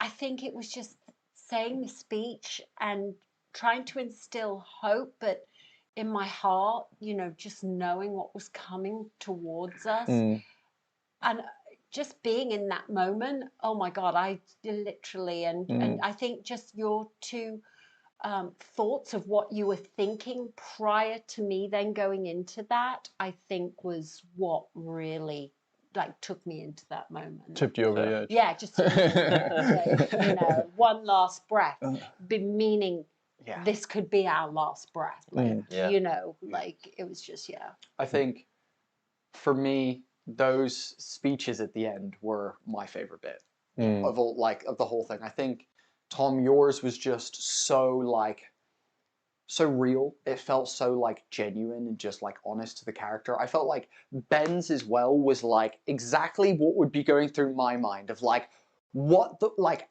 how and what could have been and how am I dealing with this shit just, and it was just beautiful. I think Ben, that bit for you was one of your strongest bits. Yeah, I thought that was top tier stuff. That was really good. That was what took me, because when he was what could have been. Yeah. Family, children, the life I could have had. It was when he said a dent. He was the dent that it's caused in my reality. I was oh God, I'm gonna cry. I was Jesus. Fantastic. Yeah, it was nicely done, dude. It was really, really good. It was really good. And T, your speech was beautifully delivered. It was amazing. It was top notch. Absolutely amazing. Yeah. I just I was so there. I was so in I it, could tell and you were feeling it when you were delivering it. I was just imagining everyone in front of me. I sort of did put my head in no, this is weird, a Glastonbury crowd, you know, but a small crowd, and if I was stood on one of the smaller stages at Glastonbury, and there'd be those people, but it'd be that assortment, but there'd be children, you know, up in Creamfields or something. I don't know, you know. Yeah, I think it was top notch too. I think it was just amazing. You. I thought it was just really, really, really well delivered today. I thought it was really good. Thanks. I think my favorite bit of my thing was doing your flashback. That almost killed me. I was I almost tipped over the edge with that one myself. That was a brutal flashback. To then flip it to that was the boys, you know, most loved one was so ironic and so kind of heartbreaking for me. Yeah. You it's know? also just this moment where you're you know, fucking love your dad. It was, I thought that scene was, you know, you and I talked about how that might go down, and you know, we talked about less is more, and making sure that it was, you know, really just not too over the top, genuine. Yeah, exactly. And I think we hit that. I feel from my side, I really felt like we hit that. What I thought was great was that here was the experience that you had was almost like a negative experience. Your dad slamming you there, and it was going to be that you had to get your armor on quick enough. Yet the flip side, when it came out of the thought or the vision that you had to reality, was an opposite. You were giving strength rather than having. It was character development, it was mountain. It was amazing. Beautiful. It was really great. Beautiful. And I don't know if you knew that Bodhi was going to do that sort of thing, but how I didn't you know then. I was going to do it. But you didn't. Okay, No, I wasn't sure. But just how you then stepped into it and created this whole different scene for you and this boy was absolutely insane. It was amazing. Oh, I awesome. loved it. Thank you. I'm always super hypercritical. Since you and I talked about it yesterday, You know, in your mind, you hearken to all of the scenes, right? And you want it to be like, I think it's a little bit unrealistic because those are scripted. Yeah. Those are like actors that have, you know, probably rehearsed it. That's probably the 15th take. Yeah. This is live and all of that. And so I feel like and this is my own like super hypercritical like bit of myself. I wanted to just be a little bit more in the moment, just a little bit more in the moment. I feel like we pull it off. That's kind of making me think of like almost like a similar reason to why people like going to concerts and listening to live music rather than just listening to the album at home. Is that you can't beat necessarily like studio quality in terms of like the perfectionism they can achieve there. Right. Yeah. But there is something about the realness and genuineness of seeing it live, especially like when like they could get it wrong. You know? They might have only just thought of some parts they add in or something, you know. Do an extra riff or Do an something extra riff, like exactly. that. Just the extra thing that just like, wow, I really felt that, and that was you wouldn't always get that from the 50th take in the studio. You know, sometimes has to be that first. Yeah. Go at it. I think the one thing that you did is you forced me to have like this heartbreaking moment. But, you know, I had this like extreme sadness, but I needed to be strong. Yeah. So that was like, you like set that up in a way that I wasn't expecting, so that, you know, the kid doesn't need to see like a soppy, sad moment. He needs to see someone that believes in him. And you kind of put that in place. I wasn't expecting that. That was pretty cool. Talking about things that you're not expecting was when you said, and it's the two, and they're called Jerry and Tim. Honest to God, I nearly like laughed at that. I didn't know what to do because I was expecting, you know, some sort of different name. I don't know what, but we've had Yang, we've had Yang Chu, we've had Sister Lee, like all these Ehani and what have Jerry and Tim. Well, here's the thing. When I was planning the two, I was like, I want them to kind of be a little bit of comedy relief. Like, I want them to be a bit bumbly. I want them to be a little bit, and them kind of be a little bit detached from what's happening. Like, them be like, you know, kind of in their own little world, not really kind of getting the gravity of what's happening, but also very much understanding it at the same time. And I feel like I didn't do them as much justice, actually. I felt like I needed to give them a little bit more depth and have them be a little, like, I did surface, like, comedy stuff with, like, him ripping out the page and blowing his nose and, like, little bits like that. But the bit I think that won it back was that last bit where they don't say anything. Yeah. You just know. They put out the fires, you close the thing, and it's like, cool. They're fucking locked in there, basically. Yeah. But then at the end, again, I wanted to bring that back in. And you hear them, like, laughing in there. Like, having, like, you know, they're just like, being it's homies. Two dudes in the dark room just trying to sort of, like, lighten the mood for each other a bit in what is a very dark situation. Yeah. I think I need to apologize for one thing, though, because in my head I just got flicked onto a space that was really, like, I was like, follow me, and I went like this. Because you did our, like...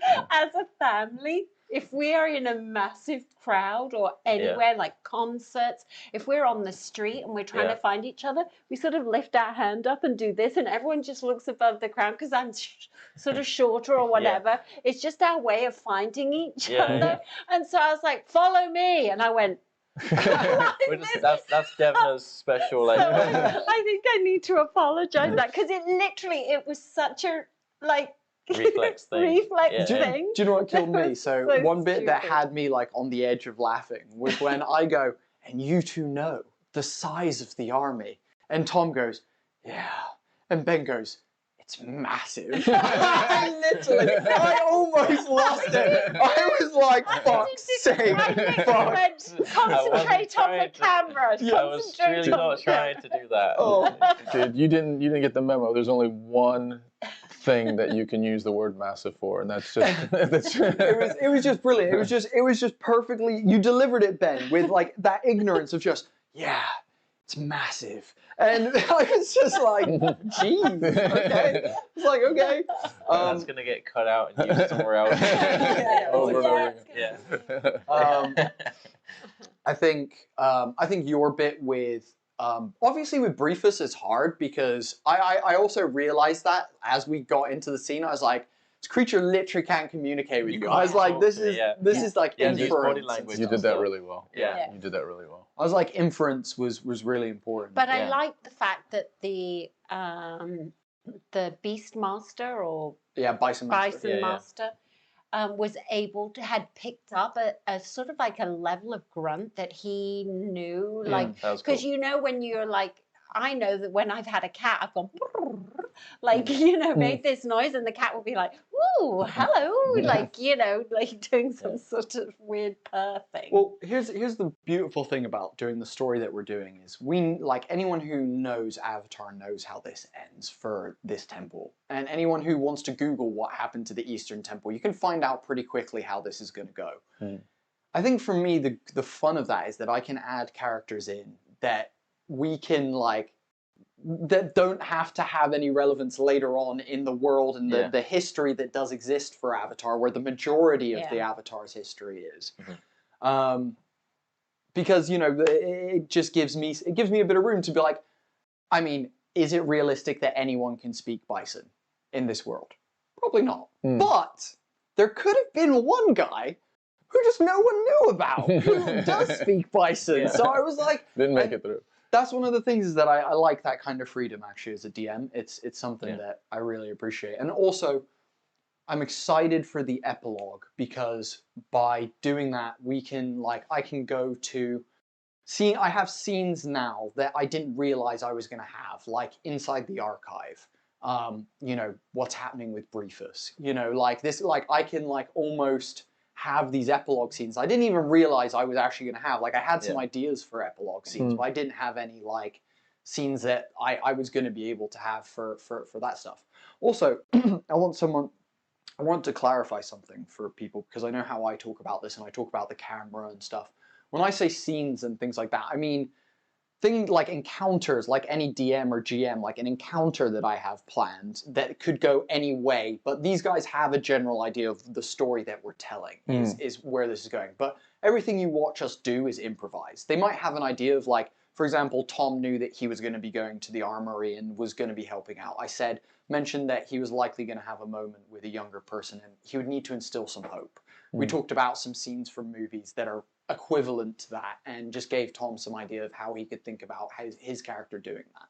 So yes, we know that, but then once we go into it, it's completely improvised, which is why you'll hear Becky, you know, at times will be putting music on that she thinks is next, and then I bring it back around to something, and then Becky's putting something else on because we've done something that we weren't expecting in the track of this whole thing.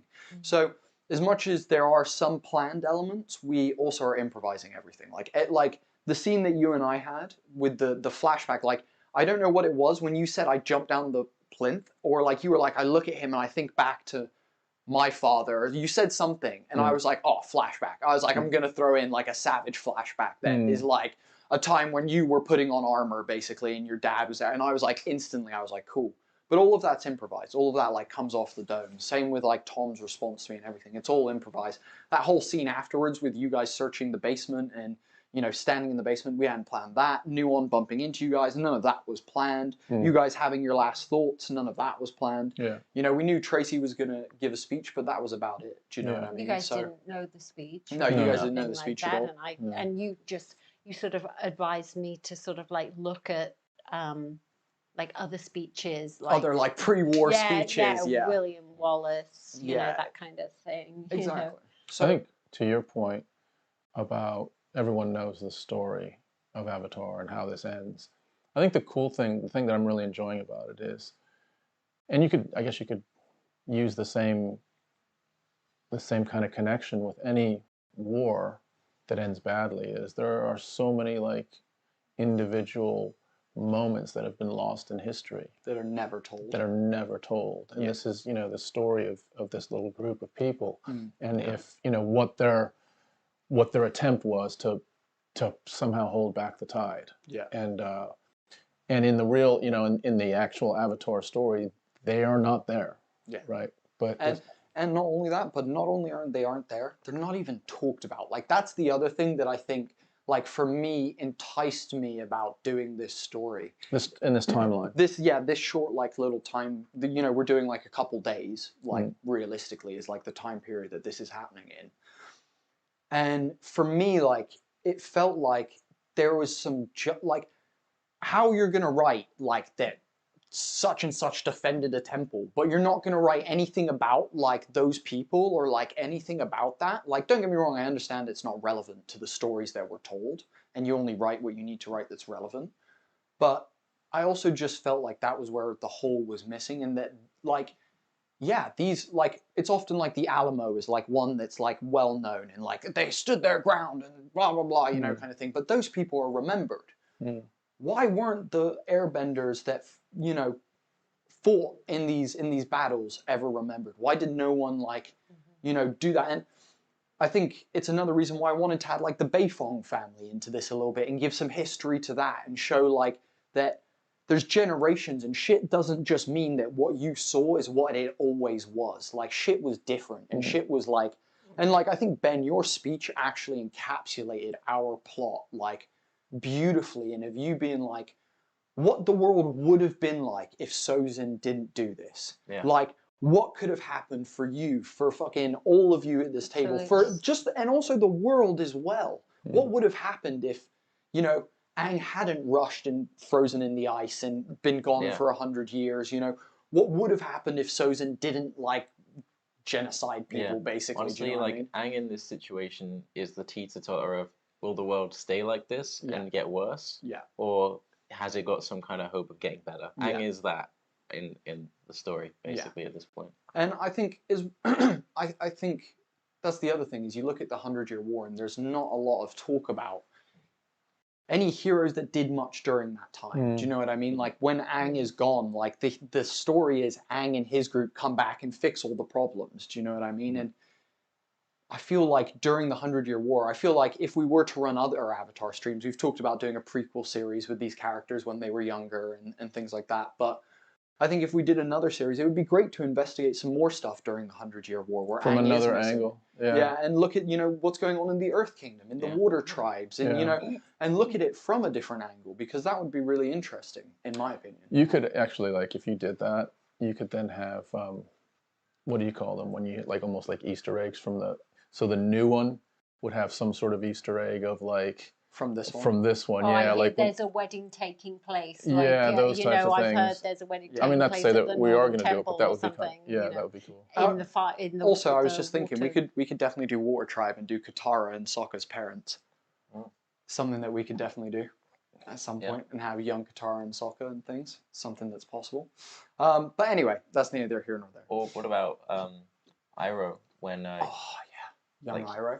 Iroh basically becoming a general During Ba Sing Se, even him taking Ba Sing Se. he was trying to take Ba Sing Se, and his son was with him. That whole story. That would be fucking sick as well. That would be like, I feel like there's lots of room with Avatar, and I feel like for me, people are looking at like the Avatar and the Korra eras, which I think are really cool eras to tell story in. But I feel like actually the chunk of where you can tell story here, because you can manipulate it into something beautiful, is everything that hasn't been told. You know, the Like 100-Year War, Roku's era, Kyoshi's era. You know, though there's bits written about it, it's nice to be able to fill in some of that blank. And I think, to a testament to the original Avatar show, I think one of their strongest things that they do throughout the show is they bring in side characters, like Jet, the dude with the hook knives, and you've got the dude who's in like the makeshift wheelchair, and you have all these side characters that actually have their own side plot, and the gang go in, like, obviously the gang go through and like help them with the thing, but you get to see a little bit of like the world and what's going on, and I feel like that's almost a bit what we're trying to do, is just show another part of the world that people didn't get to see during a time.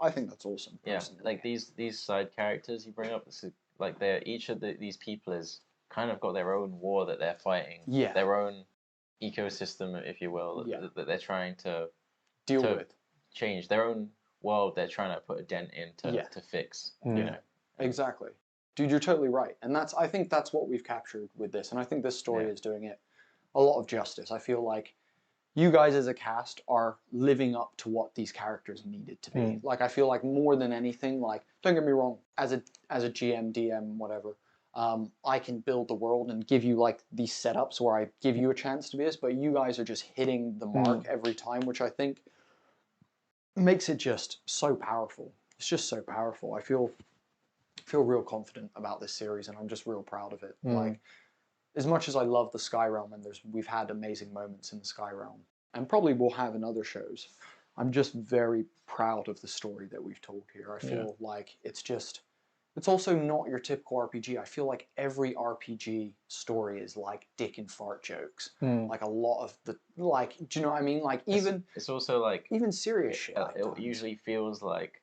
the heroes are being set up to win. They can't really fail. Like I know that sounds silly, but like even when the odds are against them, you know, you kind of like, yeah, but they're not gonna lose. Yeah. You know, like exactly. You're like, it's Critical Role. We're only 50 episodes in. They're not cutting season 3 at 50 episodes in. They got another 150 episodes to go. You know.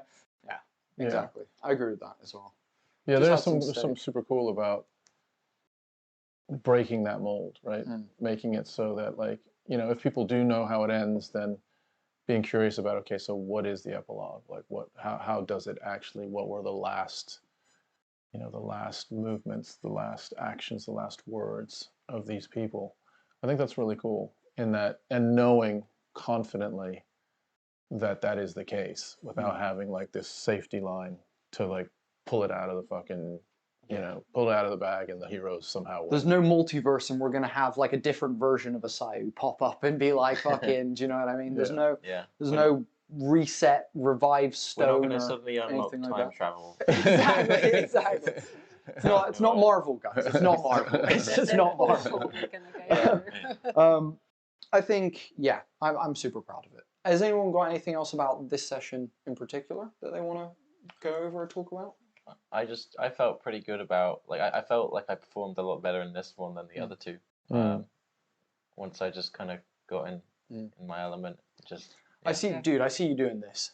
And same with Becky's production, and like same with my DMing and everything. I see all of us just like on a roller coaster, just like chipping away as we go up. You know what I mean? And I feel like, I feel like today was your strongest performance for sure. And I feel like, dude, the depth that you went with that speech and your scene with Briefus and stuff felt like you reached new emotional heights and depths that I'm not sure whether you knew you had or what, but I feel like was really nice, dude. At the end of the day, it came from a real place, you know? When I was thinking about the Briefus stuff, I was thinking, no, if I was in that situation, I wouldn't just be sad about the fact that I'm not going to see this thing again.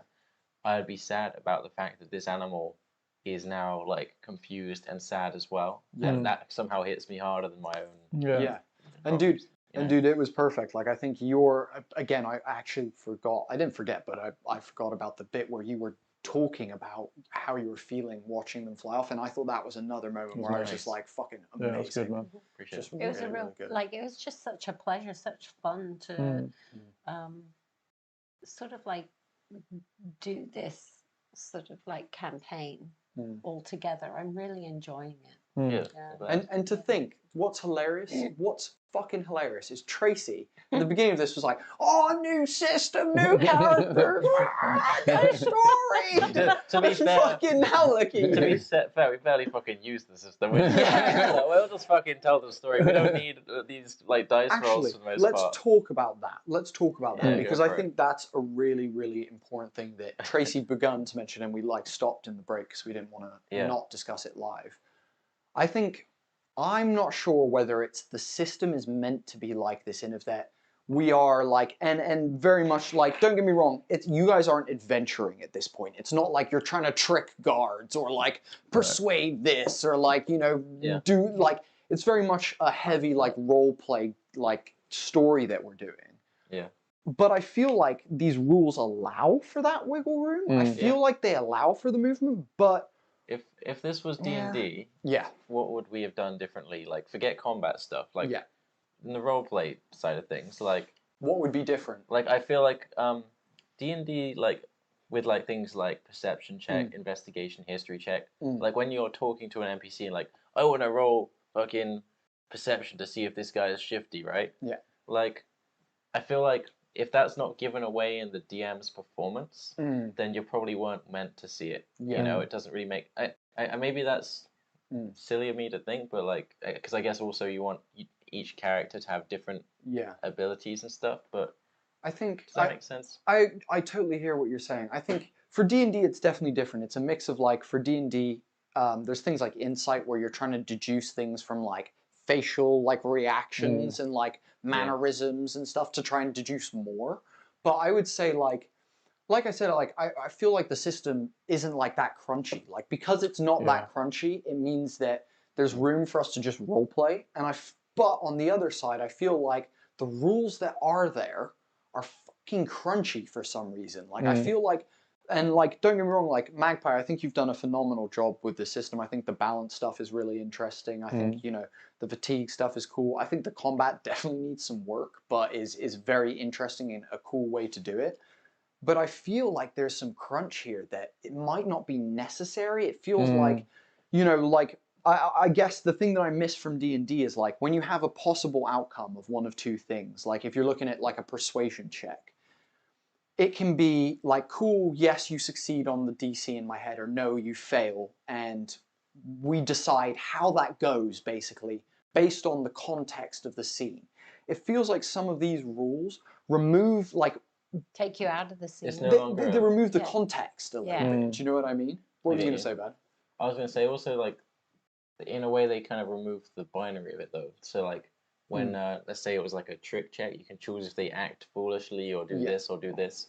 It's, like, almost too specific with what the options are. Where, you like you said, you want it to be a context thing. But, I was going to say, they add a spectrum of options, but then they make those options really specific. Limited. And it's like, it feels like it should be, like, open that up a little bit, like, allow for a little bit more. But I understand why they've done that to fit in with the rest of the rule system around it. It makes sense. Well, I think, so my preference is always role play, and I think D&D, you know, perception checks, insight checks, all of that, from the way we're playing this, I think those take away from the momentum of the scene. And I think to some extent these do as well.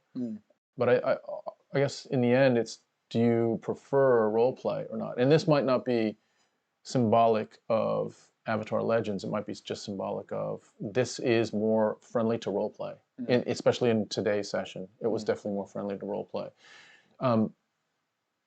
So is that indicative of Avatar Legends being a more role play friendly system, or is it indicative of this particular part of the story was that? But once we get into other things where you are interacting with NPCs more, I think it does kind of clip momentum a little bit. I think like there's things, I was just thinking, I was like, maybe we're not using like the balance moves as much as we like, you know, like calling someone out, you know, denying a call out. But I feel like all of that stuff is stuff that's more like long frame. Like I feel like that stuff would happen if we had more like a longer plot to kind of engage with and see characters develop over a very long period of time instead of short. If we were less certain about where we're kind of going with this, and stuff. Yeah, I think so too, and I think that's maybe something that would be really fun to try. Would be making, you know, new characters that, you know, we can take over maybe a few more episodes and have a longer arc and have them, you know, develop in a more interesting way. Me not knowing the ending, you guys not knowing the ending, everyone watching not knowing the ending. You know, that would be really interesting, I think, as well. But as far as the system goes, like Powered by the Apocalypse, no massive complaints really. Like I think I'm cool with it. Like I would be happy to play another Powered by the Apocalypse game. And I think, like I said, Magpie have done a very good job with this. Like they did as much as they could to make sure that you have a lot of social options, a lot of like good balance options, a lot of good combat options. Like felt like they tried to incorporate a lot of stuff and make it different. But I feel like something I'm noticing in TTRPGs is either you have combat be really crunchy and roleplay be less crunchy, or you have roleplay be more crunchy, but it's more broken up and interrupted because it is more crunchy, and combat be lighter. Like, it feels like it's hard to get a balance between those two. And if you do light and light, then it's almost like you're not really playing. There's no dice rolls at all.